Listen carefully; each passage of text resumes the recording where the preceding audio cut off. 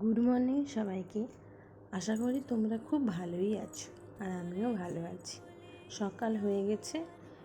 এরপর আমি এক চুটকি মেরে বিছানাটা গুছিয়ে নিলাম।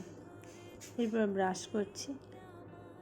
এরপর কাজে যাওয়ার জন্য রেডি হব। কাজে যাওয়ার পথে আর ভিডিও করা হয়ে ওঠেনি। কাজ থেকে ফেরার পথে একটা ভিডিও করেছিলাম। প্রচুর রোদ হয়েছে, তাই ছাতা মাথায় বাড়ি ফিরছি। আমাদের এখানে একটা বাড়ি আছে, ওদের বাড়িতে সুন্দর করে এইভাবে কাঁচ লাগানো আছে। আমি দেখেই একটা ছোট্ট ভিডিও করে নিলাম। এরপর বাড়িতে এসে একটু ছোলা, মুগ, আলমন্ড আর খেজুর খেয়ে নিলাম। এরপর ফ্রেশ হয়ে সোজা ভাত খেতে বসে গেলাম। আজকে বৃহস্পতিবার, তাই নিরামিষই হয়েছে। ভাত আর পটল ভাজা আর আলু, পনির আর আম, আর কিছুই আজকে হয়নি। এরপর বিকেলবেলায় ফল খেয়ে নিলাম। এরপর আবার কাজে বেরোবো। আমি দুবেলাই কাজে যাই, একটা ওই সকাল 8টা থেকে 12টা, আবার বিকেলে 5টা থেকে 9টা, এই টাইমটাতেই যাই। এরপর মাকে বললাম মাথাটা একটু বেঁধে দাও তো।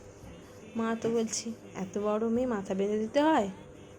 তারপর আমাকে দেখতেই পাচ্ছ, পারফিউম মেরে নিলাম। সন্ধ্যের সময় কাজ থেকে একটু বেরিয়ে একটা ডিম সিদ্ধ খেয়ে নিলাম। এরপর বাড়ি ফিরছি, 9টা বেজে গেছে।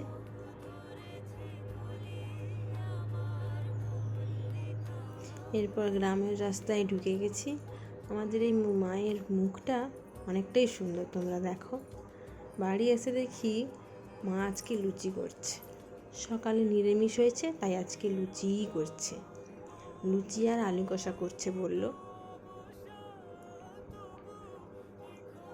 মায়ের হাতে গরম গরম লুচি আলু কষা রেডি।